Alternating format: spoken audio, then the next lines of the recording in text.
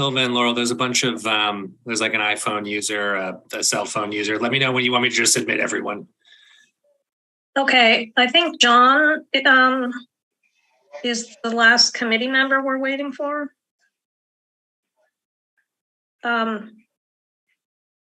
Here's John, I just let him in.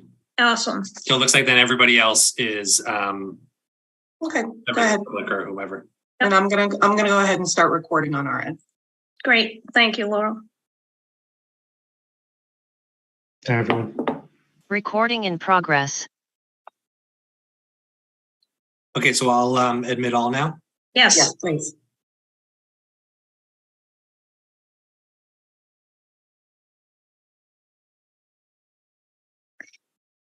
Hey, I'd like to welcome everyone. And thank you to Mike for being the Zoom administrator tonight and Matt for taking minutes. We have Janelle Austin from KP Law, Anthony Wilson from Collins Center, and we'll also have, I think, a couple more Collins Center people, and we'll be hearing from them over the course of the meeting.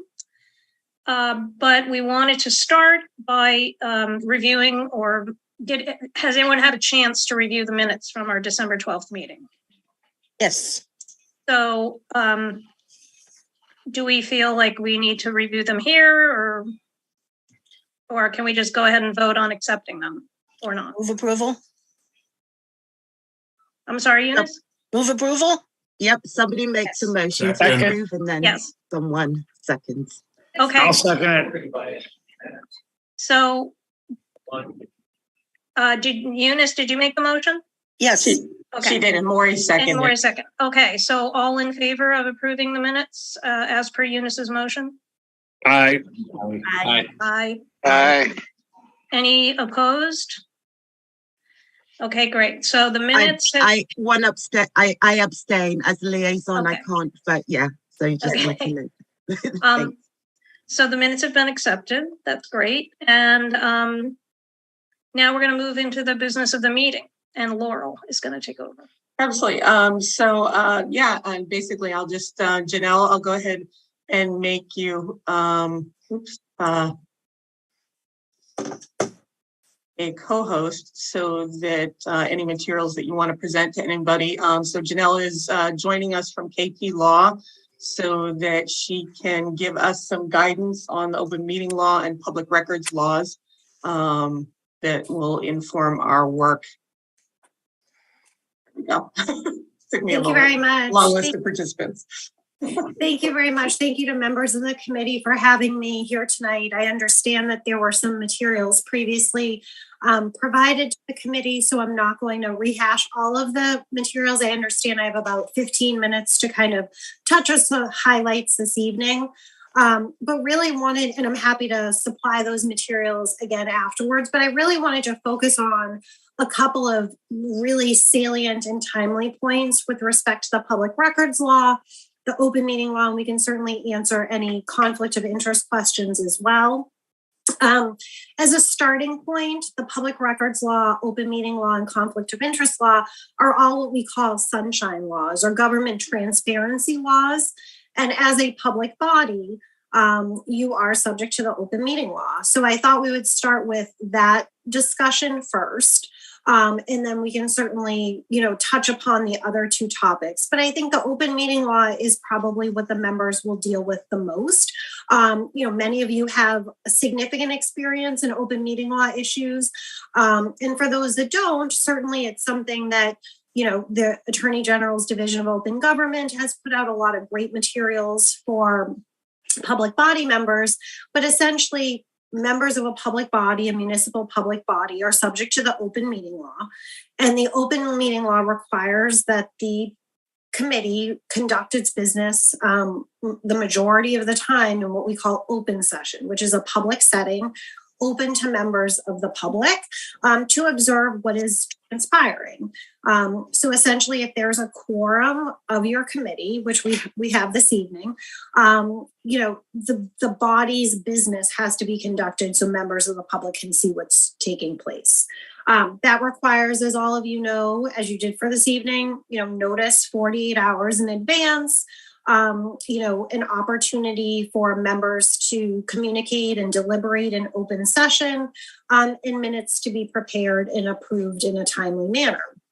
The bulk of the committee's business will largely be conducted in what we call open session. There is an executive session portion of the open meeting law, which deals with confidential matters. Those are really fact specific. So obviously, if you ever have a specific question about executive session, I'd be happy to answer that as well.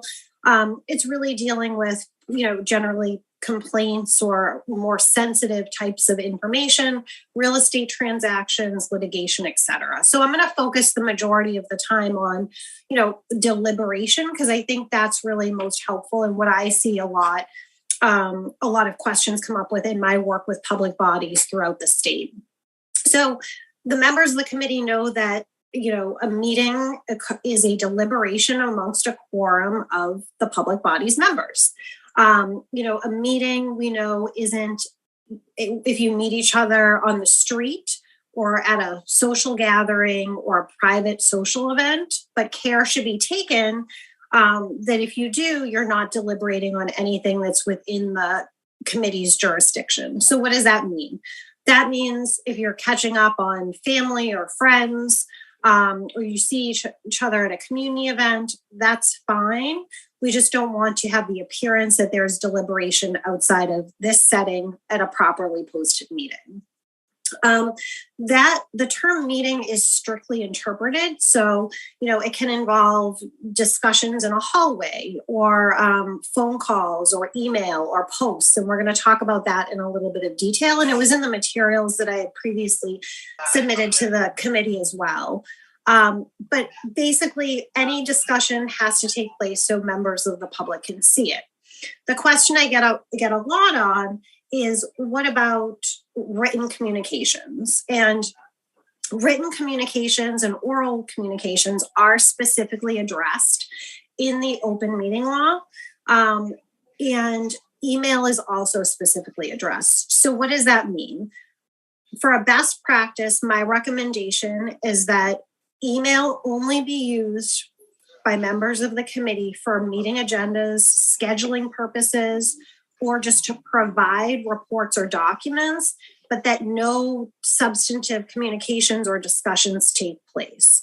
So we don't want a situation where one member is sending an email and a quorum of the public body is responding, or what we call a serial communication, where one person receives an email, forwards it to another person, forwards it to another person, and then we have a quorum of the committee all expressing ideas or opinions outside of this setting, a properly posted meeting. So I always caution members of a public body to use email in a very specific purpose, which is really for scheduling. That would be my recommendation. Some public bodies members will include at the bottom of their email, please be mindful of open meeting law considerations, if there's an email even about, can we meet, February 1st at 6:30, or can we meet at 7, so that there's not an instinct to do a reply or reply all that may trigger open meeting law requirements. There's some other practical approaches that I just wanted to share with the members as well. If you are attending another public body meeting in your individual capacity, you might want to say that, I'm here as a resident. I'm not here on behalf of the Charter Study Committee. I'm here, in my individual capacity, because if there's multiple members of your committee attending, for instance, a city council meeting, that may trigger posting requirements under the open meeting law as well. So I just wanted to flag that. Obviously, if you're meeting with another public body, which can happen from time to time, you would consider posting in a quorum of your body's meeting and a quorum of another body's meeting. You'd post a joint meeting, and we can certainly talk about that if that comes up as well. So again, you might want to consider, if you're speaking on your own behalf, to say I'm speaking in my individual capacity, just to dispel any appearance that you're acting as a member. So we want to beware of reply all to emails, limit the use of email to only scheduling purposes. And also assume that email is going to be forwarded to unintended recipients, perhaps. I see that often. And don't ask or express opinions to other members in an email. I think really be cognizant of the use of email. I would say that also translates to text messages as well. So just because it's on a personal device, and we'll talk about this in the public records context, but because it's on a personal email account or a personal cell phone, it doesn't matter. We know that the guidance from the Attorney General's office, as well as the Supervisor of Records, says that if you are sending a document related to city business, related to your work on the committee, it's subject to the public records law and also would trigger open meeting law requirements. So I just want to be very clear about that. That question comes up all of the time. And I know you're all volunteers doing this work on behalf of the city, and your use of personal devices doesn't take it outside of the context of these laws. I'd be happy to answer any specific questions. I would also, on the public records or open meeting law, before I move to public records, I just wanted to also say that the rules for email and text messages also apply, we know from guidance from the state, to social media posts, Facebook posts, Twitter posts, Instagram, blogs, etc. And so if there's a quorum, you certainly all have individual First Amendment rights. But if a quorum of the committee is posting and deliberating on blogs or social media on matters within your jurisdiction, it may trigger open meeting law requirements. That comes up from time to time as well. So just be aware in terms of practice and in really being clear about whether you're posting something as an individual or as a member of the committee. I know there's a lot to digest under the open meeting law. If there's any questions before I move on to public records, I'd be happy to answer those, or if you want to wait to the end, however the chairs would like to handle it. I think if we have questions now, it looks like Ron has a question. We should go ahead and do that. Great, Thanks. thank you. Thank you. My quick question is, I've been in these open meeting committees before. Google Docs and the access to Google Docs and preparing presentations and giving everybody accessibility to edit and whatever. What are the limitations in terms of collaboration and subcommittees or whatever like that allows one person to go in and edit or add a document? What kind of rules do we need to follow in that regard? That's an excellent question, and that has come up a lot more in the past couple of years where remote meetings have been authorized.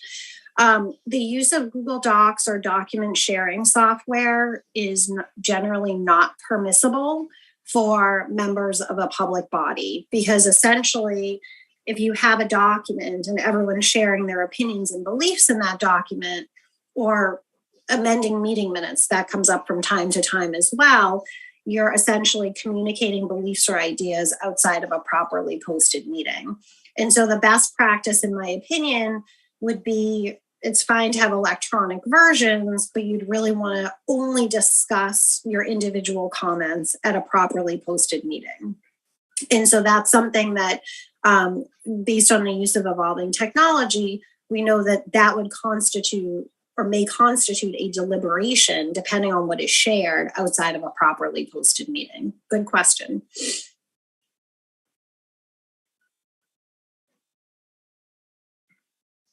Eunice, you want to go ahead? Yeah, I have, thank you for your presentation. I have two questions. The first one relates to remote participation. Mm-hmm. We're where we are now with the laws that we're working under that have been, I think, revised a few times through this pandemic time. And I think the laws are changing again, or whatever law we're operating under now is expiring or something at the end of March. What are or will be, if you know, what the law will be in terms of remote participation from public body members?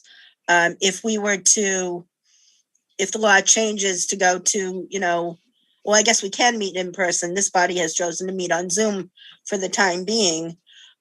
Will body members, if we choose to, for personal reasons, be able to continue to participate via Zoom? That would be my first question. And then my second question relates to the use of social media. I'm somewhat of a prolific poster on social media, involved in local politics and things, my opinions and so forth. And, I think what we all hope is that we can, engage the public in this process, both formally when we have public engagement meetings down the road, but certainly to get people interested in what we're doing and, coming on to meetings and so forth, and sharing facts and progress and so forth about, what we're doing here. How can we do that, or can we do that via social media, sharing, what we're up to and getting the public interested so that they do jump onto our meetings in the future, and sharing what could go into a charter, what a charter is, just in general about our work and following on the right side of the law. Thank you. Those are two excellent questions. I'll start with the first one. You are correct that under the COVID legislation, which has been extended several times since 2020, currently the legislation that allows remote participation without a remote participation policy is expiring March 31st, 2023. We are closely monitoring that legislation to see if it will be extended. When it was extended this summer, there was some discussion at the State House in terms of a permanent extension for this. And so that's closely being monitored. There's different bills that are pending to allow this to be on a permanent basis. Nothing has passed yet, but we're monitoring that. If come the end of March, that legislation goes away, there's no further extension or no permanent measure, then in my opinion, the city would still have the option to adopt what's called a remote participation policy, which does allow members to participate remotely. It's different than what's allowed under the COVID relief, because it does require some members to be present, including the chair. But there is an option to do that, and I can certainly send some information as necessary. But like I said, I'm closely monitoring what's happening at the state level, because I've heard this from multiple public bodies. So I can certainly keep you all updated. In terms of online posting, I know that there was the announcement when the committee was formed. Best practice, again, not because anyone is doing anything wrong or doesn't mean well, but just to avoid any appearance of deliberation outside of a properly posted meeting. If there's a city hall staff member or a liaison that can post, it's always better than having a public body member post. And usually it comes up where, member A would post something and then member B would chime in and member C, and it's all very non-intentional, but it could trigger the open meeting law. So, as I said, everyone has First Amendment rights, but if you're posting in your capacity as a committee member, it may make sense just to have the city, through the city's website, put general updates up, which may take it outside. Certainly your minutes are going to be prepared and approved. Scheduling, I don't have an issue with, alerting members of the public, but it may make sense to send that out, on an official basis through City Hall, if that makes sense. Yeah, I guess what I'm more getting at is things come up with, people wondering, how do I explain this? Our elected officials now don't have term limits. They have 2-year terms and so forth. And something may come up in a discussion. Well, how come we don't have term limits? Or how come they only serve 2 years? Or how can we recall a politician or something like that?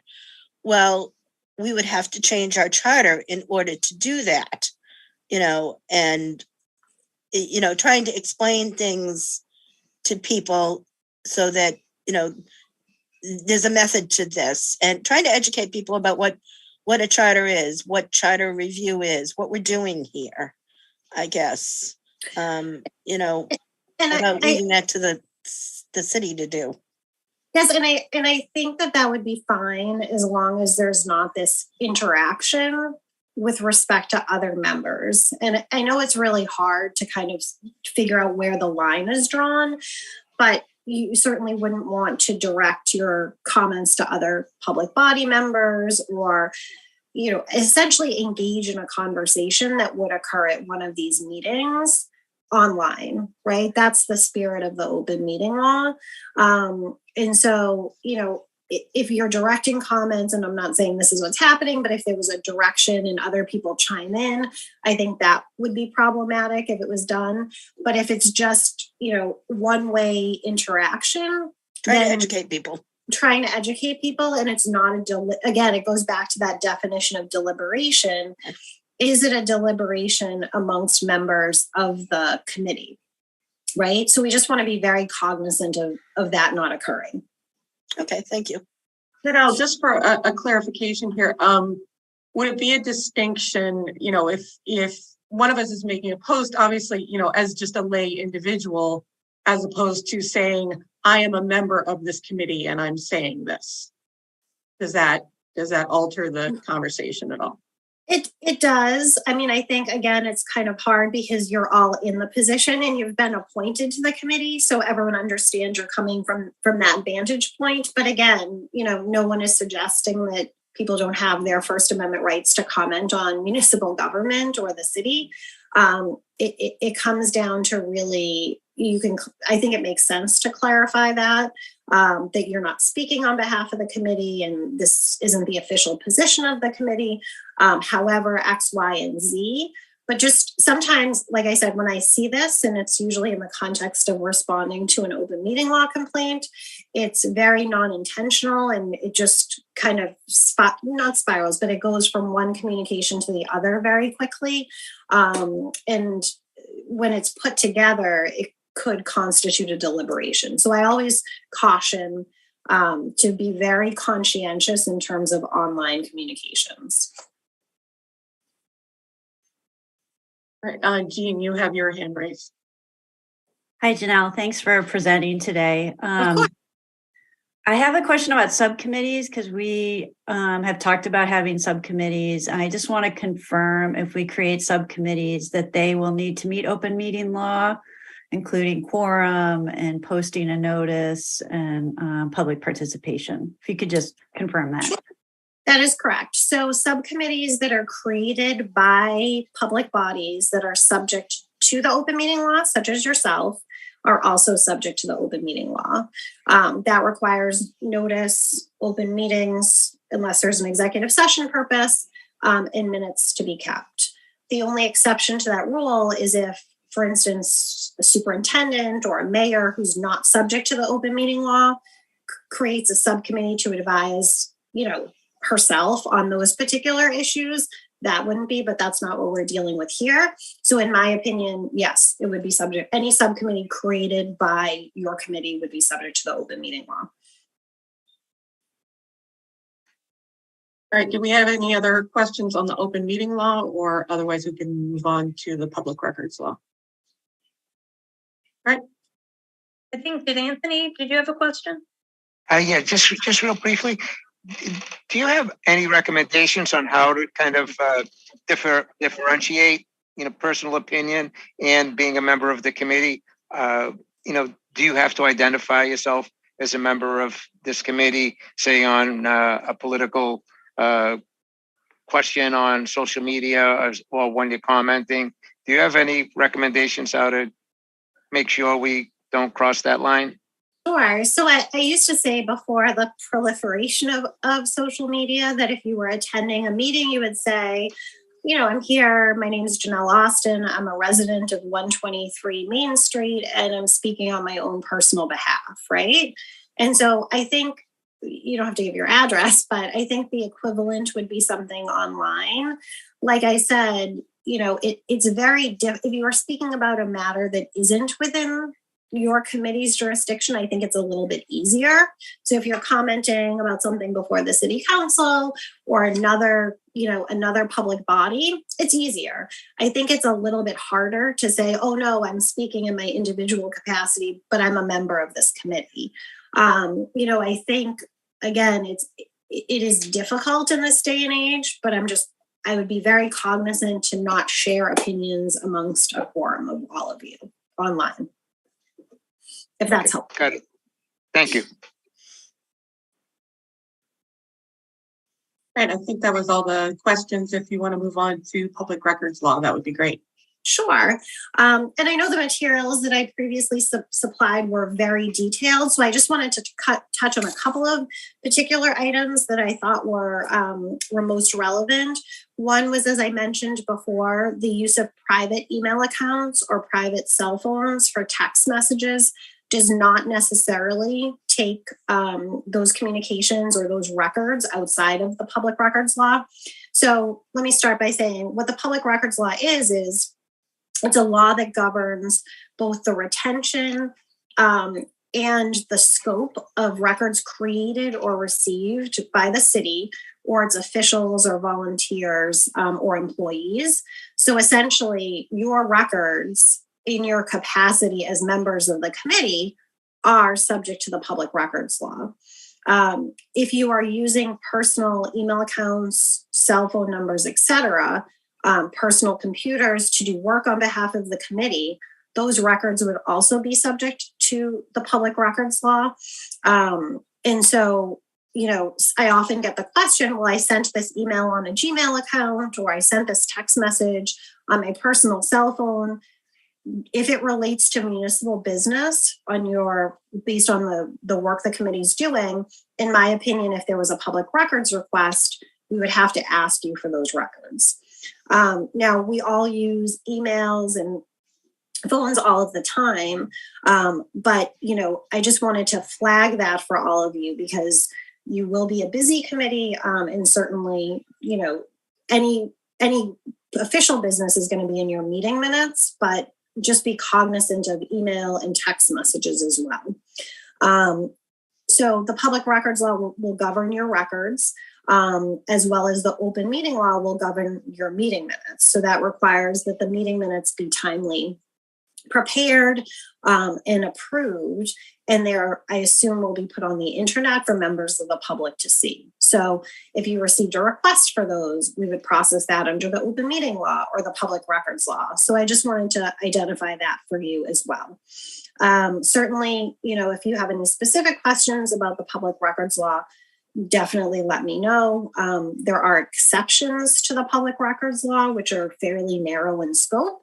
Obviously, items that contain, certain personnel information or attorney-client privilege information. But generally speaking, records created or received by you would be subject to the public records law unless they're otherwise exempt. Any specific questions on that?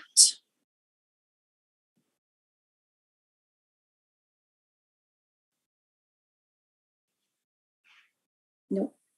I got one. Sure. Just for the meeting minutes, which I'm taking right now, and I'm a person that doesn't have the most experience in the world as secretary, but are the meeting minutes supposed to be more like a transcript, so everybody says, or is it supposed to be just like a summary of the key points that were said during a meeting and that's acceptable?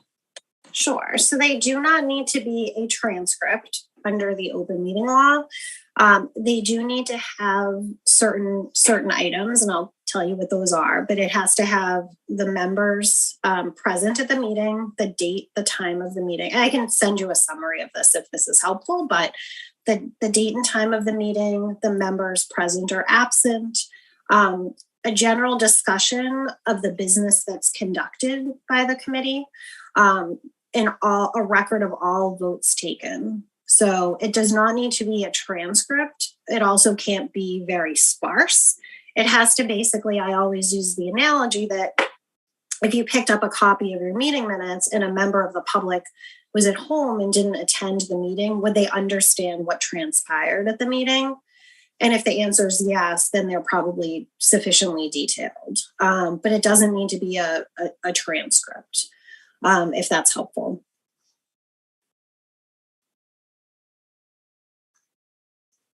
Do we have any other questions regarding the public records law? All right. Are there any other materials you wanted to share with us, Janelle? I just wanted to touch on, I know there were a conflict of interest training was also conducted. I know that members, understand that they have to complete the State Ethics Commission training. I don't know if everyone's already done that. Certainly that's my recommendation. Those materials are online. If you need them, just certainly let me know. I'd be happy to provide them. I just wanted to flag two things that I think would come up based on the work of your particular committee. And this may be something you already know, but I always highlight it. Certain gifts are not allowed. Gifts, written disclosures required essentially under the ethics law if it's related to your office or action, and it's less than $50. Gifts over $50 are not permitted. There's very specific conflict of interest requirements for members of public bodies. So I just wanted to share that with you. Obviously, we want to present that there's no appearance of just, impropriety, which of course there isn't. But certainly we want to just be cognizant that includes food and beverages and other gifts. Obviously if there's someone's birthday or it's a friend issue, that's different, but just wanted to flag that for you.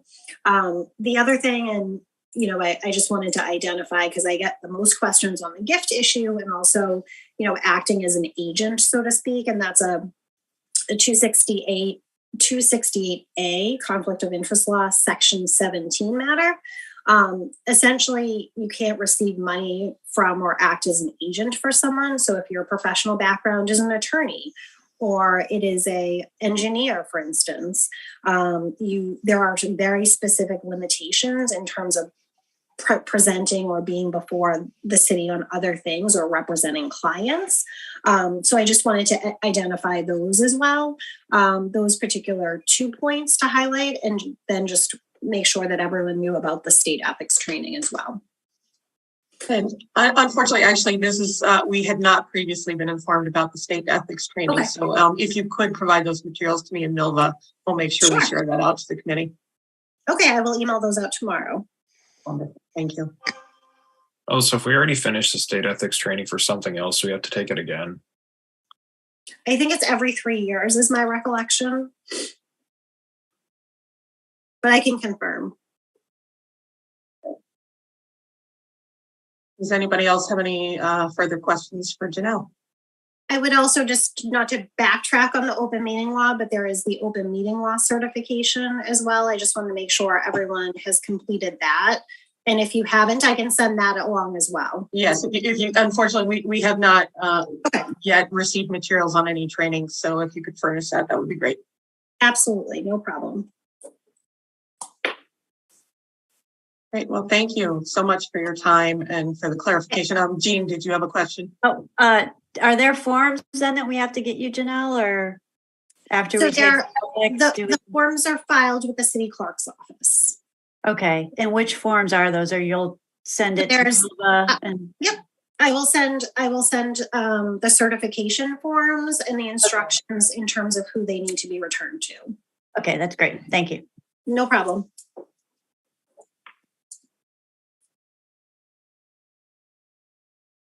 All right.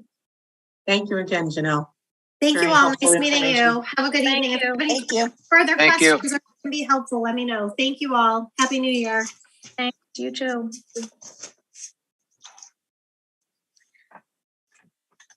Okay, now we are very excited and grateful to be working with the Collins Center during this process. And we have Anthony Wilson from the Collins Center, Michael Ward, and was Marilyn also coming? Okay. That's her phone number. Okay, down in the corner there. great. So I'm going to hand over the program to you, and I know that that you all are interested in connecting with the committee members, and you can start your presentation. Thank you. Great. Can you make Anthony a co-host to, I think, share his screen? Already did. Oh, excellent. Thank you very much. Well, and thank you to both of you, the co-chairs, and to all the members of the committee for the opportunity to work with you. We are very excited to meet you all. We're excited to support your work. As you can see in my name there, my name is Michael Ward. I'm the director of the Collins Center. I'm also a member of our center's charter team, and will be helping a bit in the background and popping in here and there. I'm not going to be part of the main project team, but I certainly hope to be involved as needed. With me tonight are two members of the project team that are going to be on this, as the co-chair mentioned, Anthony Wilson, who will be the team leader. I'll turn it over to in a moment, and Marilyn Contrias, who's on by phone as well. We've got two more members who'll be joining the team at future meetings. We've decided to keep our presentation a little brief tonight because we want to have time to answer your questions and also to learn about you and from you. That will help us customize our approach to the needs and interests of this committee. Every charter committee, every commission, every charter project it tends to be a little bit different, and the more we can understand kind of where you're coming from, the more we can really tailor what we're doing and how we work with you to help you out as much as possible. So we'll look forward to that at the end. I'm going to just briefly tell you a bit about the Collins Center and about our charter work, and then I'll turn it over to Anthony. So first, to get to know a little bit about us. The Collins Center was created back in 2008 by the Patrick administration and the legislature. We are part of the McCormick Graduate School of Policy and Global Studies at UMass Boston. We have a mission, a legislatively provided mission to provide technical assistance to cities, towns, school districts, state agencies, quasis, pretty much any public entity out there on public management topics. You can think of us a little bit like a consulting organization with a public service mission.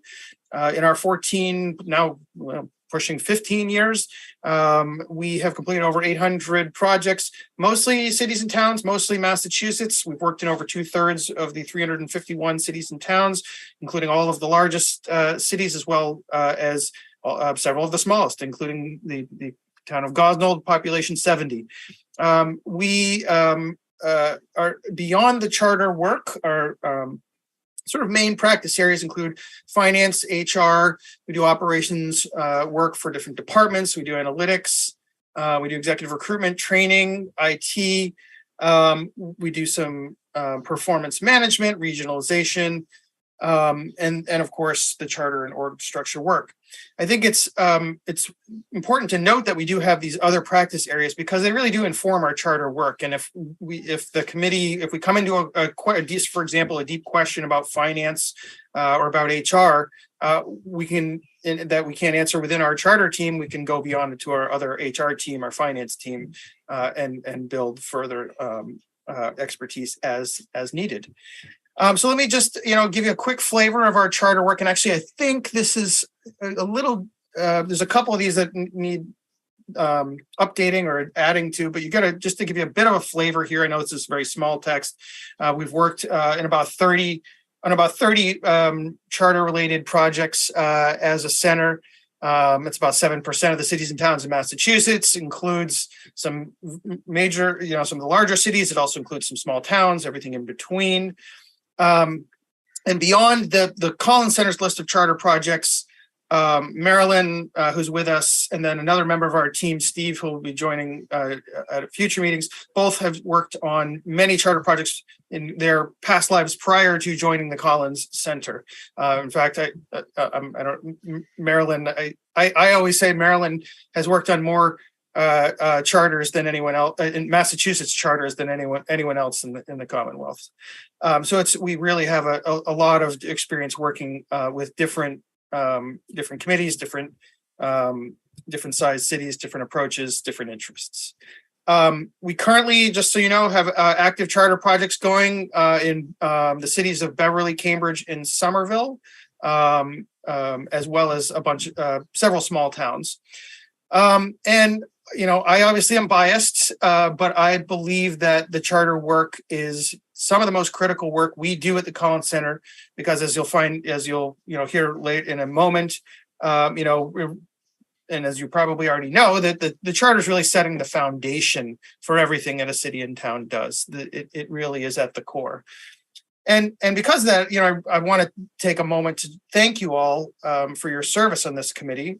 We know you're giving up your time, your energy, and to be on this. You may at times wonder what you've gotten yourselves into, but it's so important. It's incredibly important for the city, for the community, the work that you are undertaking. And it's a critical opportunity for the community to step back away from the day-to-day, look at what's working, look at what's not working, and looking at what can be improved so that the city of Medford can continue to provide or provide the best possible services to the community.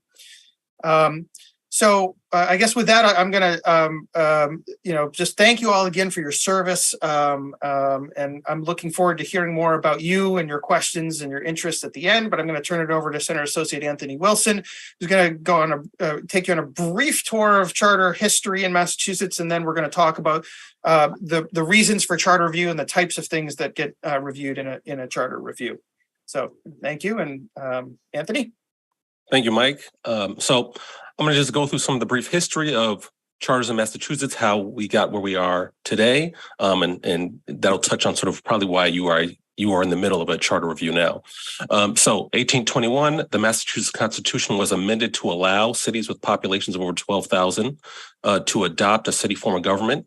In 1915, the legislature codified the law relating to city government offering planned city governments. That's what we see today as Chapter 43, which provides citizens a citizen petition process to adopt the city form as defined by the state. There are several plans. 4 were part of the initial statute and 2 more were added later. And I'll just go to the next slide. So this is just some general facts about the charter situation in Massachusetts. So no city has adopted a C, D, or F charter. The text of each plan is modest. That's a nice way of saying that they're sparse. They don't cover all the things that we think about today in a modern charter. The plans do not enjoy significant popularity. A lot of cities that did adopt a planned charter have over time modified them at the time of their adoption through the special act process. So the process for adopting a planned form of government has been repealed. With the Home Rule Amendment that was adopted in 1966, the Massachusetts Amendment, importantly, provided for limited home rule. So as we're going to find out throughout this process, is that communities in Massachusetts have much more power than they did prior to shape a charter in the way that best fits their community. So this next slide, I'm not going to read this whole quote, but it's a quote from the National League of Cities. And essentially what the quote says, and it's very true, is that the charter is the municipal equivalent of a state or national constitution. So as Mike said, this is the foundation of how your city will be operating moving forward. So there are 5 types or 5 reasons for charter review. They seem pretty self-explanatory. We're going to go through them a little bit. The first one is to update your charter to reflect the best practices for municipal governance, to be responsive to the needs of the population, to ensure that the charter is kept consistent with state and federal law, to ensure the charter is consistent with the values and cultural changes, and to clarify any text that has caused confusion or disruption in its interpretation. So modern charters traditionally include an automatic review process. You can set the time or the time period under which the review will happen. Usually, it'll be 10 years. It provides a mechanism for reorganization of departments. Again, with time, cities may offer more or different services than they have in the past, and therefore having a flexible way to structure your city is often important. A capital improvement process plan and reference to electronic and online access to information, as you will have already seen from your conversation with the attorney from Kaplan and Page. There's a lot of conversation about how this new electronic world we live in affects the way that we govern. So these are just some examples of the areas that these 5 reasons for charter review impact. So in regard to responsiveness to the needs of the community, the size and composition of the city council may need to change depending on the size and population of the community. And as we all know, those things change over time. And the terms of the mayors, there's conversations in some communities about how long should the mayor's term be, depending on how effective they'll be in terms of pushing certain policies or implementations forward. In the area of staying consistent with state law, there have been several changes in HR law. In fact, just today there was I think the the federal government is discussing new policies about non-compete clauses, which could affect municipal government, procurement law, open meeting law, as you guys had a training on earlier, and cultural changes. Many modern charters no longer use gendered pronouns. Many modern charters have changed the names of committees or boards to, again, reflect the changing gender norms. So whereas we used to have Board of Selectmen, Board of Selectmen, we have a select board or other terms of that nature.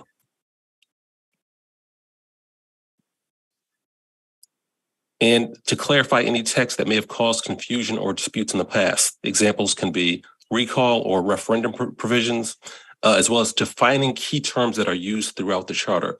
There can often be some confusion when reviewing a charter to see what, perhaps it's the division of power between the branches of government. What are the city council scope of authority? What is the mayor's? And there may be confusion around the terms that are used to describe that division of power. And this is some recent sort of in-depth charter changes that the Collins Center has done in the past couple of years. I don't know if Mike or Marilyn, you want to chime in about anything noteworthy about any of these? I'll say a few things and then I'd love to hear Marilyn add on as well. I may not stick exactly totally to the ones on this. There are a few others we'll talk about that are I don't see on here. We'll start with Amherst and Framingham, which changed form of government from town to city in, I think, 2017 and 2019, maybe 2018, somewhere around there. We also saw some other major changes. The city of Everett, about 10 years ago, replaced what was the last bicameral city council in the state with a single city council that had their prior form had existed for over 100 years, I believe. More recently, we have seen Somerville, the Charter Review Committee has finished its process. It's now passed a new charter to the city council for its review. And the new Somerville charter takes some steps to modernize. Somerville's charter was also over 100 years old, predated the plans. Cambridge is in process looking at they have a Plan E form. They're not sure whether they're going to keep the form or not, but they have decided to move on from the Plan E text, even if they keep the form the same. We recently completed a project with Watertown, which kept the council manager form, but made a bunch of modernization type amendments around things like communications, legislative capacity, and so on and so forth. Marilyn, do you want to talk about any of the other recent charter changes in the last 10, 15 years? Sure. A Newburyport had a Plan B charter, and moved on to a home rule charter. And once again, it was a significant modernization exercise, and they did provide a 4-year term for the mayor. Northampton took its 1888 charter and brought it forward with more modernization, also provided a 4-year term for mayor, made some changes in the school committee. And Pittsfield was a 1932 charter that also focused on the term of the mayor and once again bringing those features that we talked about, such as a capital plan and how to explain the electronic notices and that kind of thing, you know, into the charter. I think one of the things that we've touched on is that the charter is your legal foundation, but it's also another way to think about it is you want someone to be able to pick it up and read an accessible document that it basically explains how the government is structured. And what features are included that continue no matter who is mayor, no matter who is on the council, no matter who's the police chief, whatever. These are the things that you always want to have. And that's about, that was the point I wanted to make. Thank you, Marilyn. And Matthew, I see your hand raised. Yes, I'm not sure if I was supposed to wait till the end, but this seems like a good slide to ask my question. So you mentioned the city council reviewing these charter changes. How can you talk about the tendency of the city council in these other towns to approve the recommended changes of the charter study committee, and if there has been trouble in that, how much it came into discussions as to like the likelihood of the city council to approve whatever changes we gave? So Matthew, I'm just going to put a pin in that because it's we kind of touch on that in our next slides. Okay, so I'm going to come back to it. We're just going to go through the next slides, and it's I promise you it's folded in there. Yep. So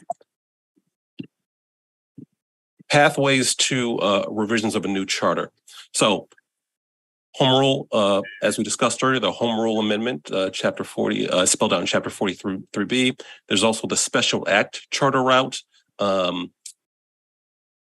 flexible, different time standards, and the charter revision process, which it sounds like Medford could be in the midst of. Marilyn, do you want to say anything? Maybe explain a little bit more about these. You may be able to answer a little bit more about that city council question, talking about these three different paths to adoption. Sure. Your committee is going to present a set of recommendations to the city council, and the city council will review that and determine what they like and don't like. In answer to your question, yes, some of these things do not go forward. And in terms of the ones that we've worked on, I can think of a couple that died in the city council. You have to be aware of what's on this, what will draw the city council's attention, and we do have examples where contentious issues were kind of set aside and a lot of the modernization changes were made, such as, like I said, the electronic notice, the capital plan, a standard a standard budget making process, but they didn't want to change the term of the mayor, that kind of thing. And it's also important to remember that once the city council approves it by majority vote, it must be approved by the mayor before it can go to the state legislature. So you've got two sort of vaults to go over. And then Marilyn, you just referred to the third one, which if the charter does not include anything that hasn't that's out of the ordinary, drawn attention, right? Right. The legislature is likely to push it through on its own timeline, but it's likely to push it through. If the committee starts to look at doing things that have not been done before, that will probably draw some attention from the legislature. Not saying that they'll reject it or ignore it, but it will certainly draw more attention and more discussion than it would if it was a pretty standard charter. So your question is a great one, and I'm glad you've asked it early, because it's something that the committee probably should be grappling with as individual committee members and as a committee throughout this. There's what do we think as a committee is the ideal optimal charter, and then there's what do we think is an improvement that we think is going to be acceptable to the majority of players, and then of course at the last stop in all of this is at the ballot box, and so the committee will have to keep that in mind as well, that the voters will get the final say at whatever is put forward. So I know it may feel like that then there's a lot of steps and there's a lot of hurdles, but at the same time, the committee, it has some political clout. You are residents who have been appointed for your perspectives and expertise.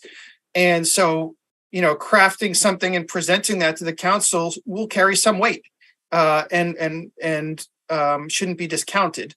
So it's a great question. I'm glad you asked it. We don't have a clear answer. There are examples, as Marilyn said, that we've seen where a council has sat on it or not moved it forward. But there are also many examples where they have obviously moved forward what has come out of a committee like yours.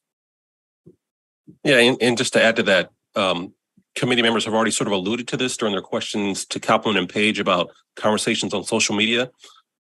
The committee probably does want to have a thoughtful consideration about how it does bring in viewpoints and perspectives from other members of the community that aren't on the committee that will help to shape a strong proposal that's reduces the likelihood of rejection at the various points in the process that it has to go through to ultimately be enacted. So that's the end of our presentation. We're going to open up to the committee for questions. I would like to start with, it helps our team to work better to know who it is that we're working with. So we'd love an introduction from the committee members. And if anyone has any thoughts about what they're looking to get out of this process or how they like to see it progress, that will help us in advising you even at this early stage. Thank you.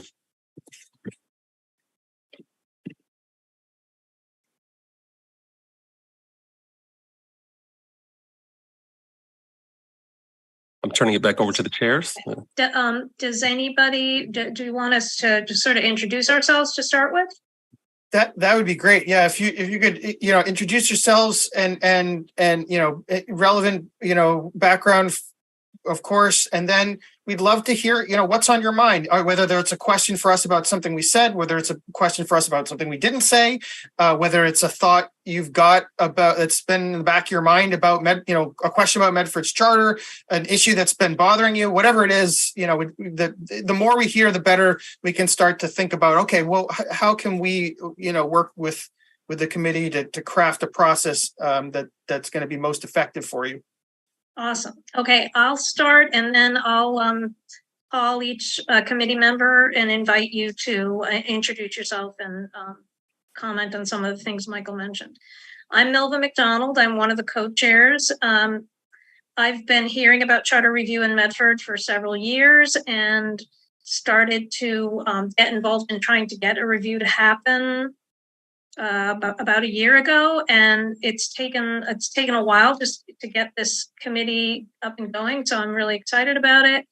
I think for me, the fundamental issue is what Michael and Anthony and others have alluded to about the charter sort of being the core document that guides the city. And that's my main reason for being interested in looking at it and updating it and seeing what would work best for Medford. And Laurel, do you want to go next? Sure. So I'm Laurel Siegel, and I'm co-chair with Milva. And like Milva, I've been part of a resident group that has been working to raise the question of charter review in the city for some time. Yeah, really, it's just a matter of taking a closer look at what we've got. We know that we have a very basic document that's not as expansive as many other municipalities. And it's also 40 years old. So, taking a closer look with the eyes of the current times and what makes most sense for our city. Great, thanks. Anthony, do you want to go next? Sure. Hi, I'm Anthony Andriotola. By profession, I'm a mental health counselor. I've been a long-time Medford resident, been here more than 50 years. I'm interested in helping our city move forward. I remember before we had an elected mayor and how we functioned in the past, and I see a city that's in need of change, and I want to do whatever I can to kind of help that process move along. I did have a question. The city has been talking about a charter for a number of years, charter review for a number of years now, and I know the last two times that we, as a city, tried to get this charter review going, it was turned down by the legislature because there wasn't a super majority of the city council in favor of it. Is that still the case? Will we need to get 5 votes on the city council to move this forward, or would it just be enough to get a majority? That's something that concerns me, and and with next year being an election year, is this going to go past this election, or is it something that we need to kind of address quickly, or is it something that will kind of go on, for years before we, finally have a decision one way or the other? I'll take the last part of that, and then maybe pass over to Marilyn on the city council majority supermajority piece. The timeline is really at the discretion of the committee, within whatever constraints you've been given from your mandate from the city. However, there obviously are external timeline constraints. If you were to say, if you wanted to put something on the ballot in November, that is an extremely challenging timeline at this point in time. Or at least for something, at least for a major change. Maybe for minor changes, it's still doable. But if you're talking, really significant things, you're going to need a lot more, potentially more time. And that's because, if you back it out to get it on the ballot, it has to go to the clerk in a certain amount of time. And before that, it has to go to the legislature and the governor. Before that, it has to go to the mayor and the council. And before that, you have to finish your work. So there's a lot of steps that would have to be compressed into between now and November if you wanted to put something on the November ballot. Not saying you can't, just saying it would be tricky. Beyond that, though, it is really up to the committee. How fast or slow, how big or small, you all want to move. Marilyn, do you want to take a swing at the majority supermajority question? Sure. The law requires a majority. The legislature likes to see more than that. So I think, if it was 5-2, I think that they would take it up. But 4-3 would make them uncomfortable. And in terms of, is this really what the city wants? If 3 people don't think it is, 3 elected officials don't think it is. So that's my sense of it from watching this process for decades. This might be a good point to just pop in this slightly tangential bit of information here, but worth keeping in the back of your minds. as Anthony noted in one of the slides, there are two pathways to a charter review. The way you've been talking about tonight, the way this committee would most naturally follow would be the special act route, wherein after the committee completes its work, it goes to the council and mayor, put forward a home rule petition to the legislature for a new charter or amended charter. It goes to the legislature, the governor, and back to the voters. That's all one pathway. There is a distinct pathway, which we mentioned briefly, the Charter Commission route, spelled out in Chapter 43B, which circumvents the council and mayor. They don't have a role in it, and circumvents the legislature. It's an elected charter commission. It has to follow very specific steps that are laid out in the general laws. But it is an alternative pathway to get to a charter that is provided in the situation where people are frustrated with something about their form of government, and they don't. For one of the steps in the special act process is they can't get around. So it's a long process. It's a complicated process, but it's worth just tucking in the back of your head. It's not the primary one that I believe this committee to be on, but you should be aware of its existence. And we have an explainer which we can send to the committee after this meeting. I believe it's originally from the state, which explains the two pathways in detail. And the one that Mike was just talking about, it involves gathering signatures. It's a whole process. Great, thank you. Mike, do you want to go next? Hi, thank you, Milva. Thank you, Anthony, Michael, and Marilyn, for your time. We really appreciate it. I think I speak for everyone when I say that. By day, I'm the budget director in Somerville. So this is a process about which I am a little bit familiar. I've been involved in the charter review, especially with respect to the CIP and the sort of the role of finance and things like that. I'm very, compared to the rest of the group, probably I'm very new to Medford.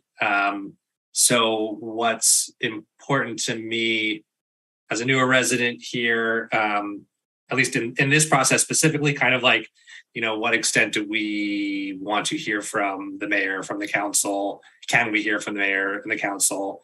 Or are we simply negotiating with ourselves to find out sort of what can or cannot pass?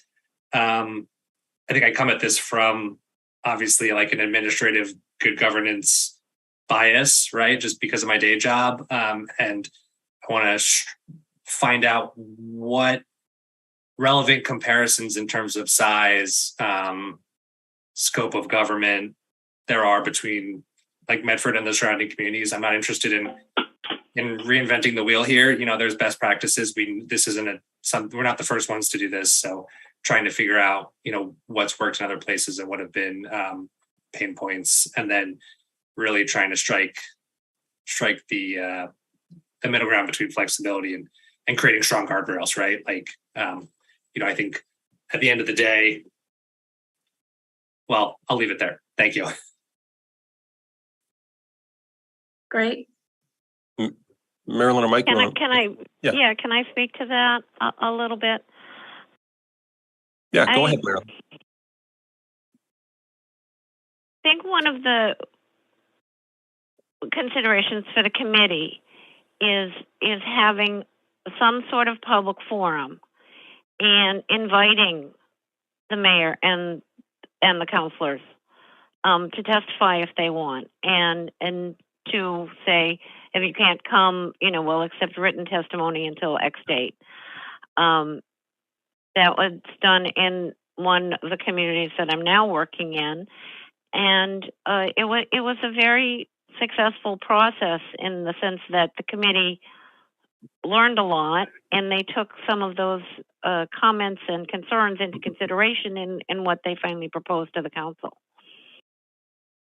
So that is an avenue that is available to you, and I think it can be a valuable one. Great, thank you. Okay, Maury, would you like to introduce yourself? Thank you for having me, everyone. My name is Maury Carroll. I'm a lifelong resident of the city of Medford. I'm president of the Chamber of Commerce. Family's been in the city since the 1800s with various businesses. Obviously, there's quite an attachment between myself to the city. I was on the outside looking in on the previous charter review, like Laurel said, 40 years ago, when we went from a Plan E type of government to the strong mayor government that we have today. I've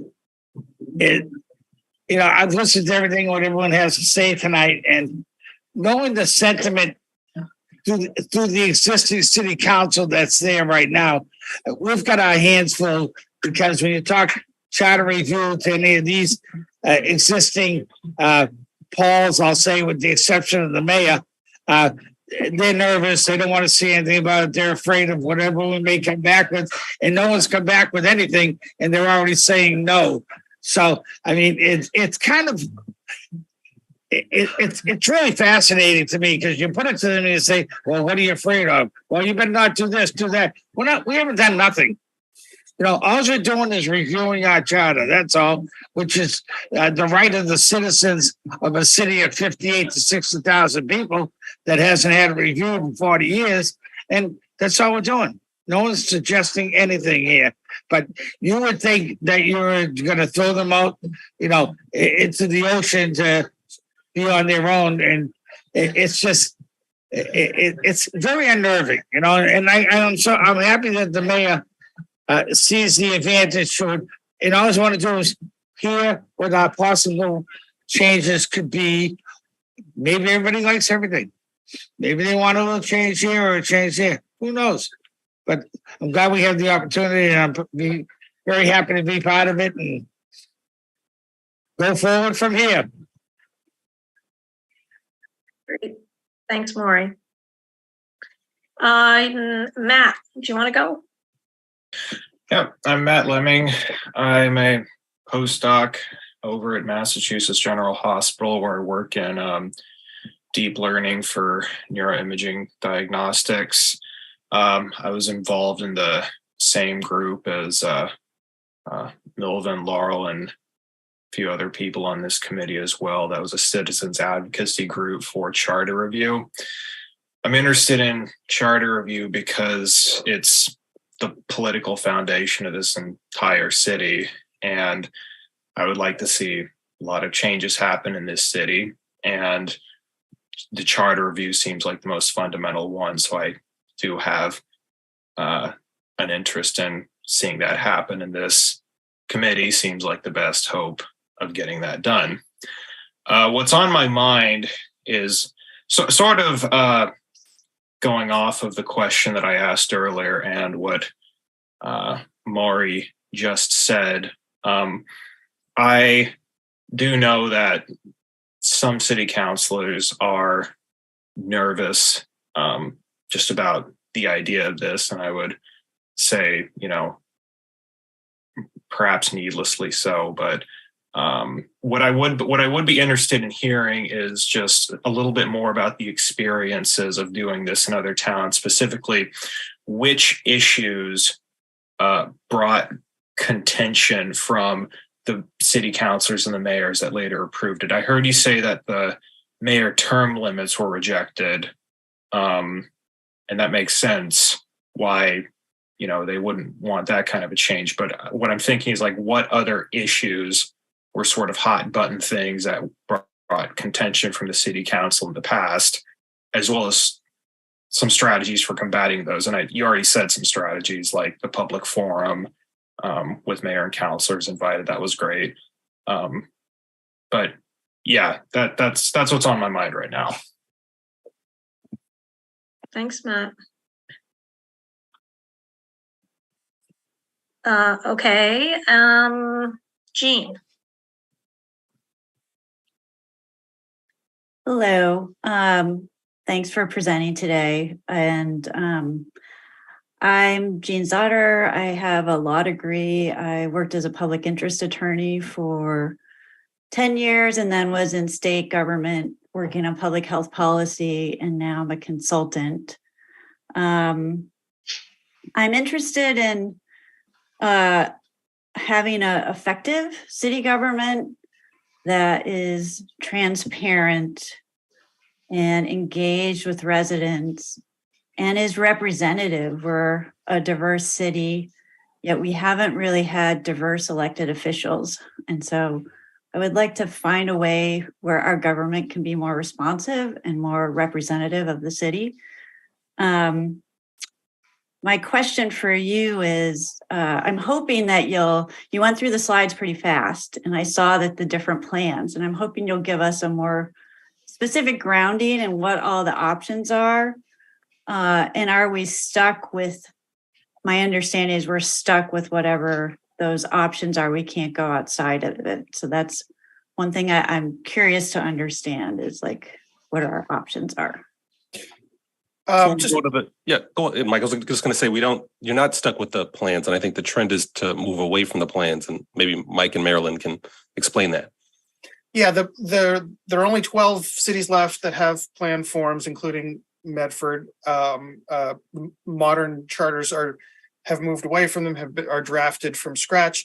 There is the limitation of there are in Massachusetts sort of 4 basic forms of government available. Now within each, there's a lot of variability and a lot of permutations. And so there's a lot of ways to customize them. Of course, that's what a lot of the work is. But the 4 basic at the highest level forms, you have the mayor council form, which you have the council manager form. You have open town meeting and representative town meeting, and we'll get in at our, we'll do a presentation of, well, maybe less so on the towns. We can probably, I assume we can skip over that and focus on the 2 city forms and what the variations are within each. Talk about the examples that there are, and walk you through some example charters of each form. Assuming you want each form. I mean, if you're continuing with this form, then we can just go into examples of that. That's fine, however you want to proceed. But absolutely, we'll give you examples of what the options are, and answer any questions as we go through them. Great, thank you. John. Hi, I'm John Mareshi, and I assure you I have been paying attention on my daughter's in the other room, and she keeps running around. But thank you. So my name is John Mareshi. I am currently first assistant town council to the town of Brookline, and up until a few months ago, I was deputy counsel to the Massachusetts Senate. So I have a lot of charter experience, but always in mechanics and law. I'm really excited to engage in the substance of it. One issue that I'm particularly interested in, I'm wondering if you could help a little bit, and I think this is probably what Maury and Matt were alluding to a little bit, is we elect our councilors at large. And I know Lowell had an issue with that a few years ago, entering into their consent decree. And so I guess I'm curious, would you be able to provide data on proportionality of representation as it stands now? Because I would guess that where we're at large, our council makeup is probably not as representative of the city as it would be if we were ward-based. And yeah, that's my question. I look forward to working with you.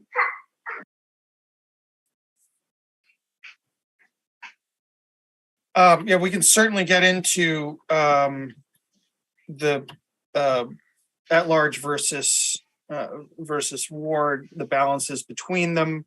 And yes, you're right. Lowell, under consent decree from the federal government, moved to add, I think it was consent decree, but moved to add districts about a year ago, where previously they were all at large. And we can look at some of the data around other comparable cities and see what they look like. That was also true in Springfield and in Everett. There was a finding in Springfield. I think Everett took action because they were warned there would be a finding in terms of violations of the Voting Rights Act. Great, thank you. Ron. Thanks. I'm Ron Chivino, lifelong Medford citizen, and I'm retired now, but I have 5 Medford grandchildren, so I'm fully invested in the future here. To Marilyn's point, I think one of the best things we can do is provide for a wide open forum so the public gets to see and have full input. I would like to see, obviously, after 40 years, it's time for more than just a review.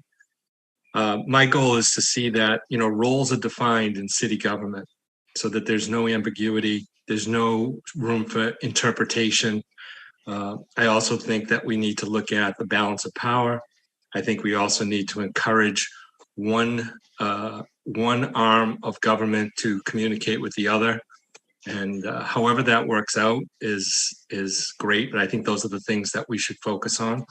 My question to you all is that there's a big temptation to go look at other charters. You can get them online pretty easily. My question to you is, if I looked at the Collins Center projects, charter projects now, would I see a common thread amongst them all, or are they absolutely unique to each form of government, each city and town that you work at? They're pretty unique. There are certainly some common themes that run through them.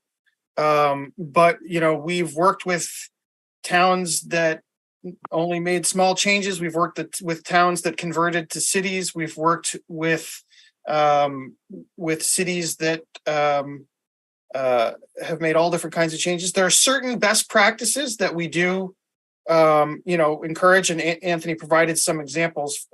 First and foremost is the 10-year charter review itself, which older charters lack, and therefore you get into situations where it goes a long time. So I would be willing to bet every charter we've worked on has a 10-year review built in. So I guess I would say on more I don't know, mundane's not the word, but on more practical, on more administrative type issues, you will see pretty common themes and threads and language that we recommend, particularly where it's highly technical. For example, the processes for recall, referendum, initiative, and so forth. We encourage you to use a set language that has been vetted and approved. You can change the thresholds. That's up to the committee entirely, what percent of voters, number of voters, how long, all that stuff. But in terms of the actual process, the language, we strongly encourage places to use the same, because it's been vetted and it's so complicated that it's easy to mess up if you kind of wander off a bit. So I guess that's a long-winded answer to your question. You'll see common themes, some best practices, but around the big picture stuff, that's driven by the committee, driven by the community, driven by where you all want to go. Right. Thank you.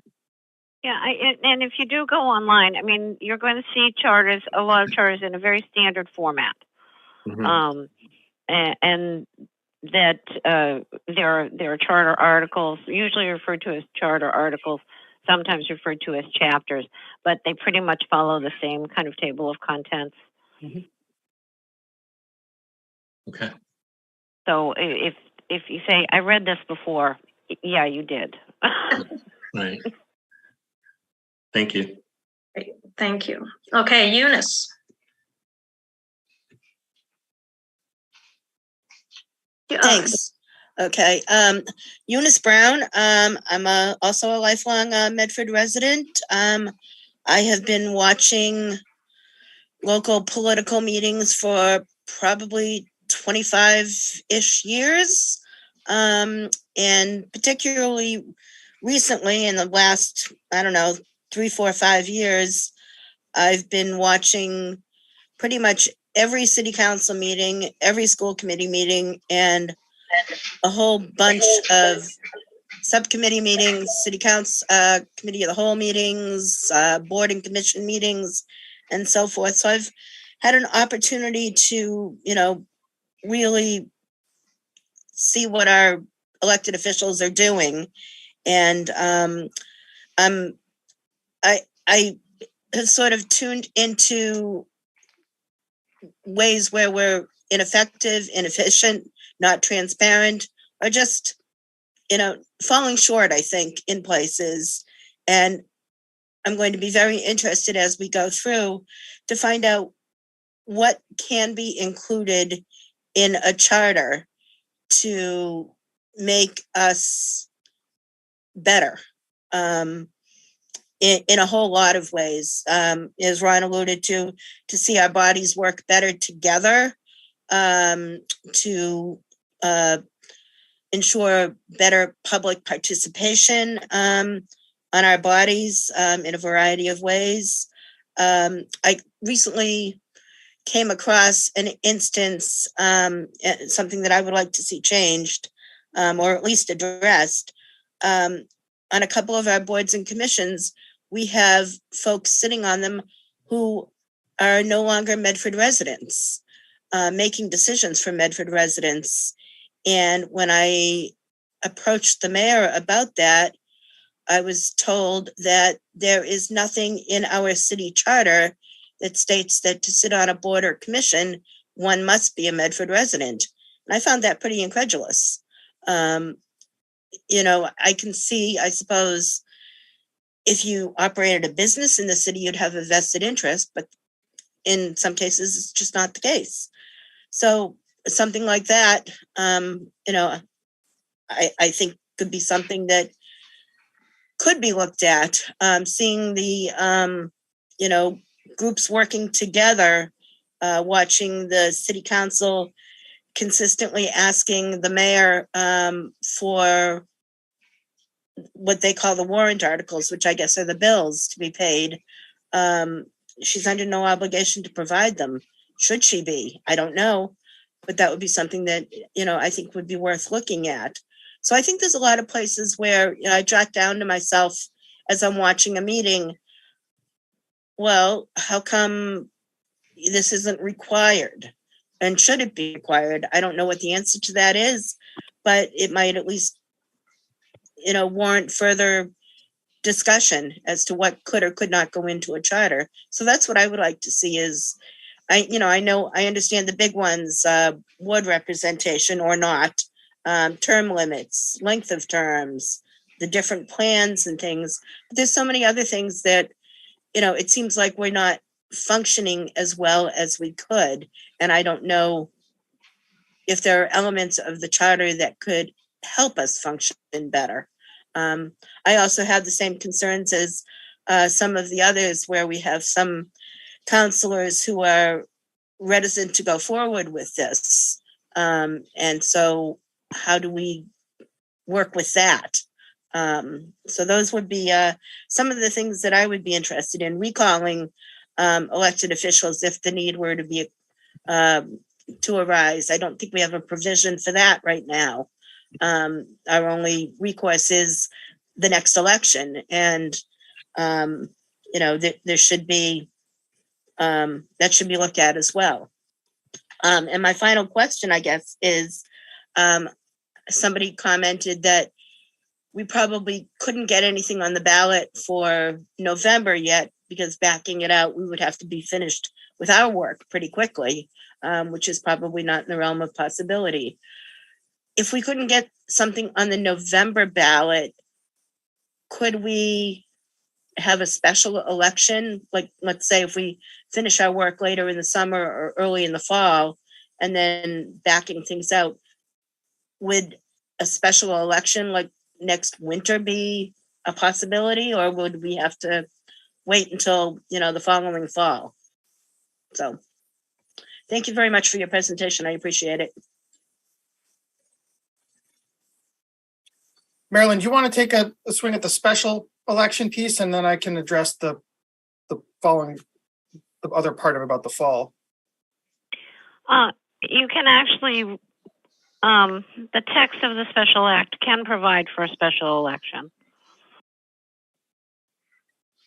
You would include it in the act that an election will be held on X date, you know, for the voters to consider this question.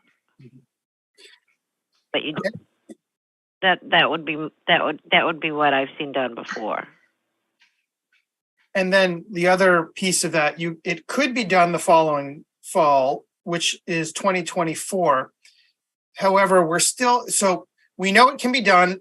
What we're not sure about, and we're trying actually for another committee has asked the same question about this. The only time we've seen it done in the recent past, unfortunately, because it's a state and federal election, there actually were two separate ballots and two separate machines and two separate sets of checkers when a charter was put on the ballot on the same day as the state and federal election, which gets pretty complicated. So we are trying to get clarification from the Secretary of State's office whether it is possible or not to have a charter question on the same actual ballot as state and federal. We don't have an answer to that yet. We've recently been asked again by another committee. So we will find out an answer hopefully soon on that. You certainly, so it is possible in 2024 in November, the same day as the presidential and all the other state and federal offices that are up, to have a vote on the charter. It might end up being you actually have to have two physical separate ballots. We're not sure yet. Okay, thank you. Thank you so much for this presentation. I think we have a lot to look at. I have a question. When you talked in your slides, there was the option of a complete rewrite or revisions. And given that we currently have a planned government, if the committee decides does that mean we have to decide not to keep the plan and just write a charter that's separate from the planned government? Would that qualify as writing a new charter? Or if we just want revisions, does that mean we can keep Plan A and make revisions to it? How would that work given that we already have a planned government? So you could keep. Go ahead, Mary. Okay, thank you. We have great concern about trying to go inside Plan A and make it responsive. And it's a pre-home rule law. Much of state law has moved forward since Plan A was written in 1914. I'm not saying it hasn't been amended along the way. There are all these references, for example, to elections, but the state election laws were completely revised and reorganized with the elimination of certain redundancies and clarification of procedures in the late 1970s. So everything that's in Plan A regarding elections is no longer followed. So you make a very strong case that you were given an assignment to review the charter, but you can also present recommendations that say, Plan A is no longer responsive to our circumstances, and just in terms of modernization alone, and present a proposal for a new charter. Okay, thank you. Do we want to give Francis an opportunity also to chime in here? Thank you. I'm Frances Wajay. I'm the Director of Diversity, Equity and Inclusion for the city, and I'm appointed to sit on this as the city's liaison. Thanks, Francis. Laurel, do you want to take over now? Unless we have any further questions for the folks from the Collins Center. Mike, did you have a question? Yeah, just really briefly, I'm wondering what our ongoing engagement with the Collins Center looks like. Are we going to have presentations on specific topics from them on our regular meetings, or are they going to be advising us, answering questions that we have? Like what does that look like? I'm happy to take that if you'd like.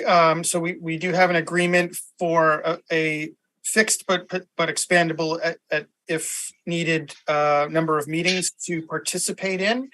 And what we do with those is, we work with the co-chairs and whoever else the co-chairs designate, if there's any other one else involved in agenda setting, to come up with, materials based around the topic that you're interested in, the topic or topics that you're interested in covering in a particular meeting, and depending on whether depending what those look like, that could come in the form of a memo from us with different pieces. It could also come in the form of other presentations or documents. We're really going to kind of, again, follow your lead on what's going to be most helpful. Following each meeting that we participate in, including this one, we'll follow up with materials and that are responsive to questions that come up. So, for example, if questions come up in the meeting that we can't answer during the meeting, what we'll do is we'll continue to do the research after, and then we'll report back what we find. We'll be available to the co-chairs between meetings to assist in kind of thinking about what what they want, what you all want the arc of the work to be, how you want to proceed, how you want to take it. Because as I think I alluded to, we've seen committees approach the work in many very different ways, and it depends on sort of what the committee wants to do, how you want to proceed. So, we'll kind of adapt, to the pathway that we're following to what you all are telling us is going to be, what you want. We obviously will be happy to advise on that and say, well, you may not want to take this before this. You may not want to look at this topic until you've figured out this. There are best practices and sort of an order sequence of how to take the stuff so that you don't end up kind of making a decision and then unwinding it, shortly thereafter. Obviously, it's all interconnected. So along the way, you may end up making a decision that has to be unwound, but we want to keep that as minimal as possible to kind of keep things moving forward. We'll want to hear, we'll want to discuss as our internal team as well as with the co-chairs and your feedback to them after, what level of change you're contemplating, these questions of speed that you have raised and what you want to get done by when. The question that I think Matthew started with at the beginning, which came up then several other times throughout the course of this, of thinking about, what the committee wants to do within the parameters of what actually that you all think it can move forward. Because obviously what you don't want to do is put together something that you all think is ideal, but then doesn't, end up, going forward. So weighing that is an important piece of this. So we're here to help. We'll be as flexible and as we can in customizing how we're approaching it with you. And we're just excited to be here and to support the critical work you're doing. Thank you. That's helpful sort of context of the menu of options. So thank you. Any other questions? All right. Thank you again. All tremendously helpful, and we're really looking forward with you as we move ahead with this process. We realize it's going to be a complicated process with a lot of nuances, so having your expertise is incredibly valuable for all of us. So the remaining agenda item is just going back over discussion of scheduling of future meetings. We have already scheduled our next meeting for Wednesday, February 8th at 6:30 p.m. Based on our conversation at the first meeting, I just wanted to reconfirm. We had one person who had issues with Thursday, but it appears that their schedule will be opening up as of March. And so based on the numbers, the notes that I took at the last meeting, is there anybody just among the committee members who would not be available on the first Thursday of the month if we set that as our regular meeting date? All right. So that looks like that works for the entire group. So starting in March, we will aim to have our meetings on the first Thursday of the month. That would mean that our next meeting following the February meeting would be on March 2nd. So wonderful. So that's everything for our agenda. We do. Sorry, when was the next meeting set for again? February 8th is the next meeting. Wednesday, February 8th. And then lastly, we do have a couple of members of the public on the Zoom. So we wanted to provide the opportunity if there were anybody who wanted to make a comment at this point to go ahead and speak up if you want to raise your hand on Zoom. If you could, please introduce yourself, your name and your address for the record. So it looks like it does. Did anybody? So we've got Bill. You want to go ahead? And should we clarify as well that it's a 3-minute time limit? Yes, certainly. Yes. Okay. We agreed upon at our prior meeting that public comment would be limited to 3 minutes. So Bill, if you want to go ahead. Hi, my name is Bill Giglio. I live on Winthrop Street. I won't even take more than 30 seconds. I just wanted to let you guys know, as a citizen of Medford, we really appreciate personally, I really appreciate that you guys are all taking the time to look at this because it's definitely very long overdue. And I think from some of the people that I know on your committee right there, we're definitely in good hands. So thank you guys very much. Thank you for that. Thanks. Tony. I just to echo what Bill just said, I just wanted to thank everybody for volunteering their time on behalf of the citizens of Medford. And I'm sorry, Tony Puccio, Tanner Street, Medford. I apologize. But I just wanted to thank everyone for their time. And many of us residents appreciate the sacrifices you're making to do this important work. So thank you. And I also wanted to comment to say thank you for allowing the public to be part of this. And hopefully you'll continue to engage the public. And I'm sure you will. As Bill alluded to, this looks like a great group, and I'm looking forward to see what comes out of this. And I hope you continue to allow the public to be watching these meetings and hopefully be able to chime in from time to time. Thanks again. Good night. Thank you. Thank you. Do we have anybody else who would like to make a comment from the public? All right, with that, unless we have any other questions from the group, I think we can adjourn and we will see everybody on February 8th. Thank you all very much. Good night. Thank you. Thanks, everyone. Recording stopped. Good night, everyone. Thank you. Good night. Thank you. Sure.